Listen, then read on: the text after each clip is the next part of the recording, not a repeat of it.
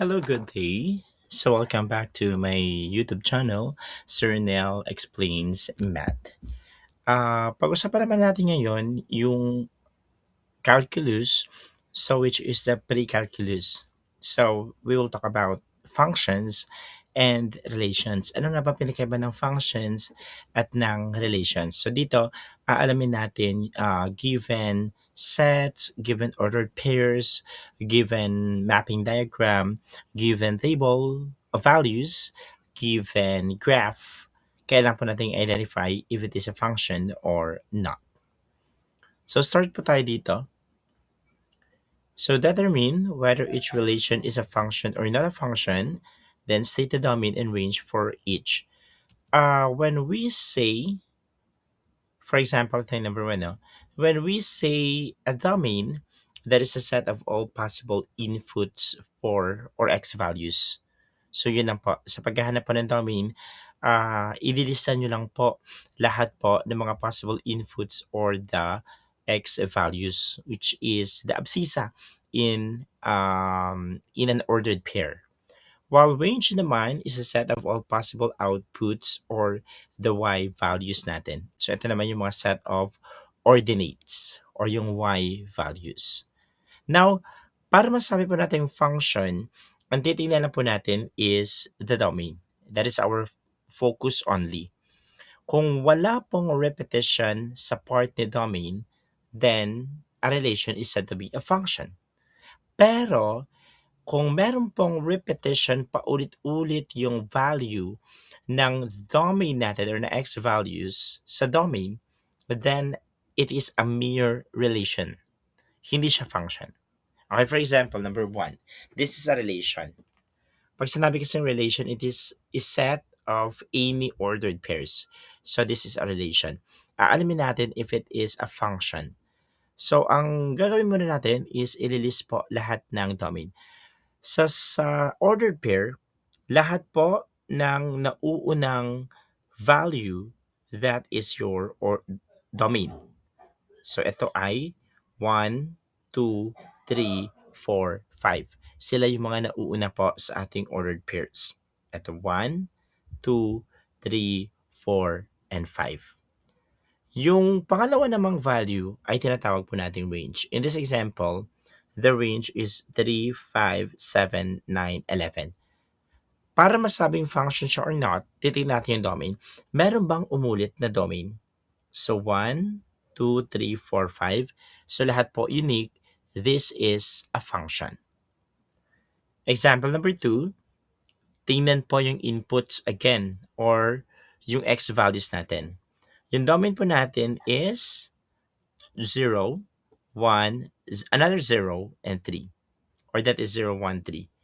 Now, dito napapansin natin na umulit po sa 0. That concludes that it is not a function.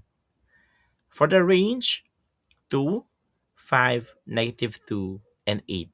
Since the domain po, meron pong values under domain which was repeated and that is 0, then this is not a function. Again, ang titingnan na po natin is yung input. How about given is the mapping diagram? So this is an example of a mapping diagram. Yung mapping diagram po ay binubuo po ng dalawang vertical ellipse or oblong.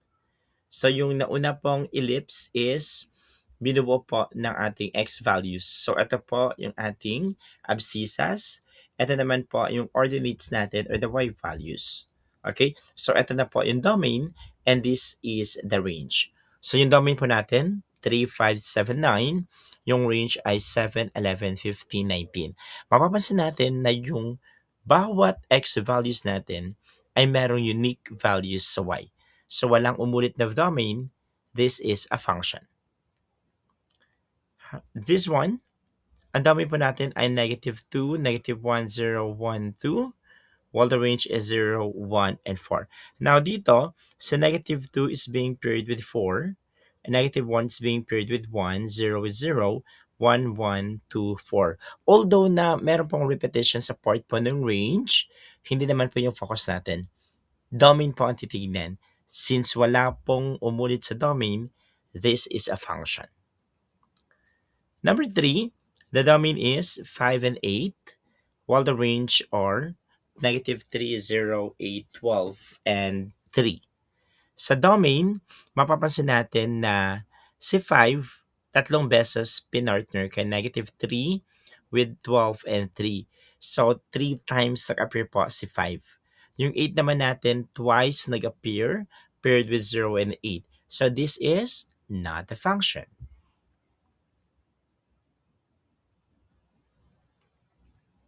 So, domain, 3.5, 4.6, 5.7, 6.8, while the range is negative 5, 0, 12, and 18. So, sa range, sa domain po natin, 3.5, dalawang beses pinartner. So, 3.5 appear twice. This is not a function. Number 5, our domain is 1, 4, 12, 36, while the range is negative 6, negative 2, 0. 1 is being paired with negative 2, 4 to 0, 12 to negative 6, 36 to 0. Unique po in domain, this is a function. And last, a mapping diagram. Our domain, negative 7, negative 2, 3. Our range, negative 10, negative 4, negative 1, 1, 4, and 10. So negative 7 period with negative 1 once, while negative 2 period with negative 10, period with negative 4, period with 4, and 10. So 4 times. This is not a function. Madali lang yung mapping diagram. Dakot tayo sa table of values. So this is an example of table of values na kung saan nahati po siya sa row. For the first row, ito yung mga x values. For the second is for y naman. Now, dito si x, ito yung mga values ng domain. Yung y naman values ng range. So yung domain po natin dito, 1, 2, dalawang 1, dalawang 2, so 1, 2. While the range, 3, dalawang 4, 5, that is 3, 4, 5. Napansin natin na dalawang beses nag-appear si 1, ganun din po si 2. This is not a function. Our domain, negative 5, negative 3, 0, 3, 5. While the range, 25, 9, 0, 9, 25.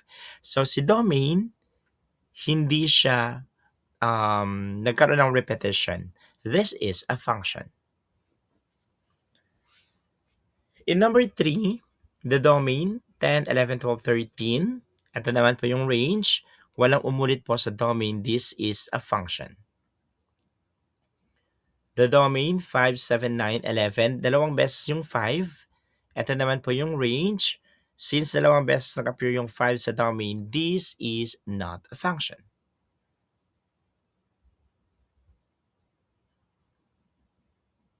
So, yun po yung table of values. Dako naman tayo sa graph. Pagdating sa graph, pwede tayo mag-test using the vertical line test or also known as the pencil test. So, ang gagawin nyo lang po dito is kumuha ng lapis or any straight object or straight edge. Tapos, ilalapat lang po natin sa graph. I-roll lang po natin from negative x to x. So, that is vertically po. Kaya tinawag siyang vertical line test.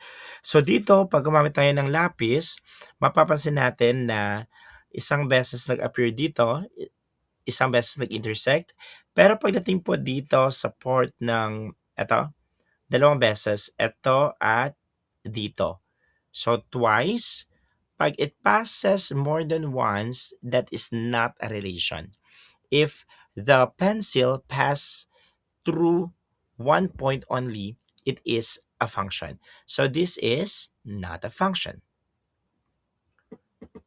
Okay, so dito, lahat po ng x natin appears once only. So this is a function. Kasi isang beses lang dito, isang beses lang din, isang beses, isa at isa. This is, okay, isang beses, isa, isa, isa, isa, isa, isa. This is also a function. Ito, so straight line, it is also a function. This one is a parabola. This is, check natin So dito, once lang. Pero pagdating po dito sa port ni 1, dalawang beses nag-appear yung 1 po natin. So 1 paired with 1 and 1 paired with negative 1. Since more than once, this is not a function. And last one, vertical pa rin. This is a parabola, no? Opening upward. This is a function. Last part, ito, alamin natin continuous or discrete. So, pag sinabi natin continuous, ang ating idea lang po dito is straight line. So, hindi siya binubuo ng mga individual points.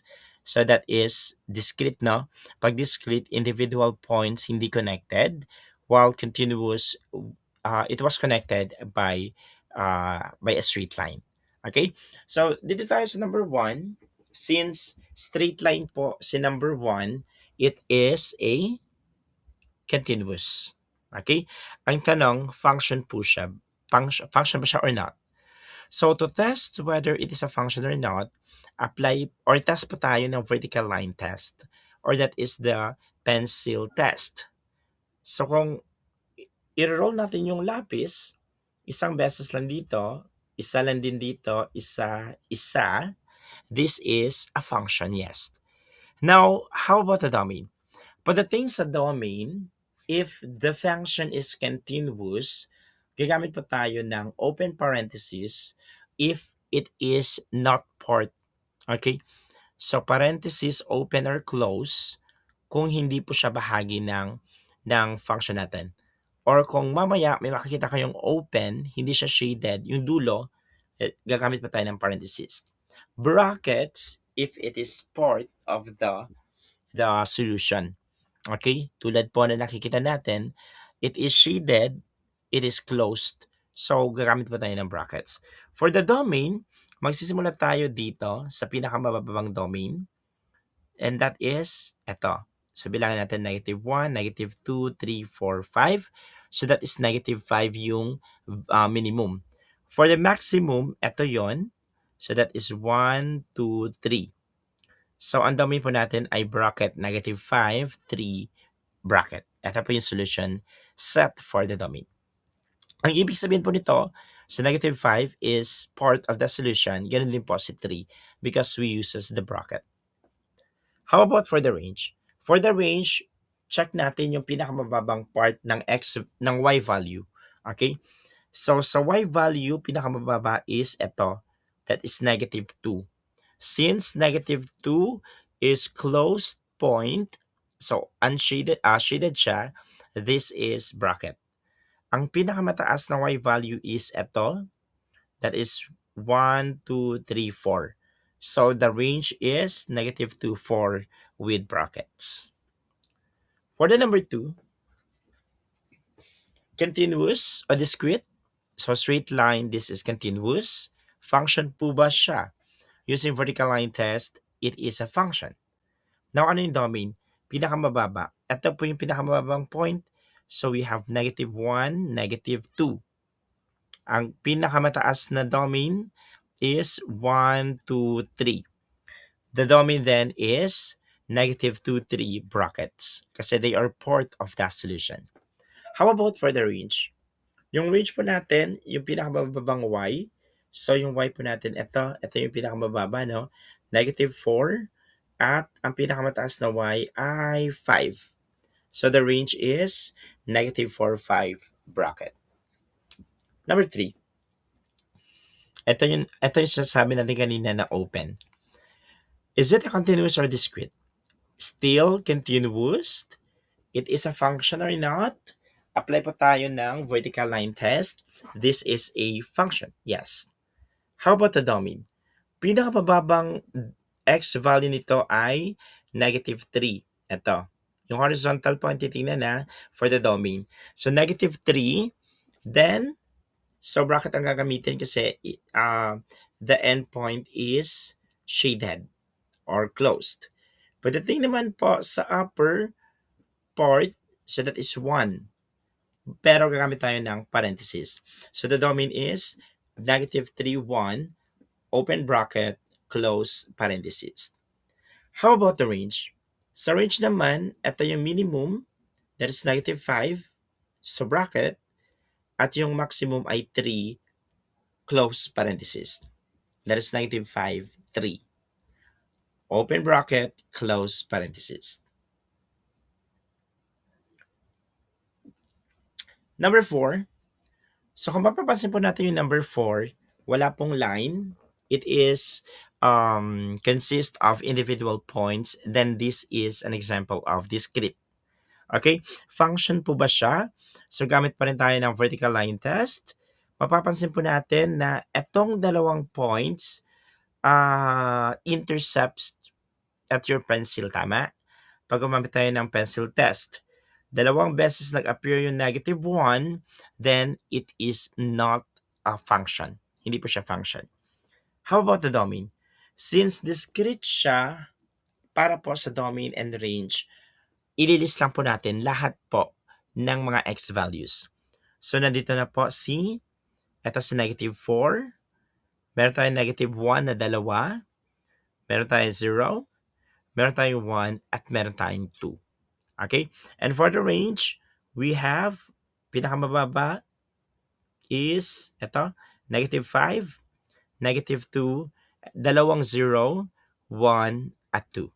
Okay? So this is not a function because -1 as our x value repeats twice. How about this one? This is continuous function? Yes. Kasi horizontal yung line. Okay? Kasi vertical line test ang gagamitin to check whether it is a function or not. So yes, function. Ano yung domain? So -5, no? Since this is open, we will use parentheses. Tapos yung maximum value for the x is 3. Since this is closed, shaded, we will use brackets. So -5, 3, close parenthesis, close bracket. Open parenthesis, close bracket.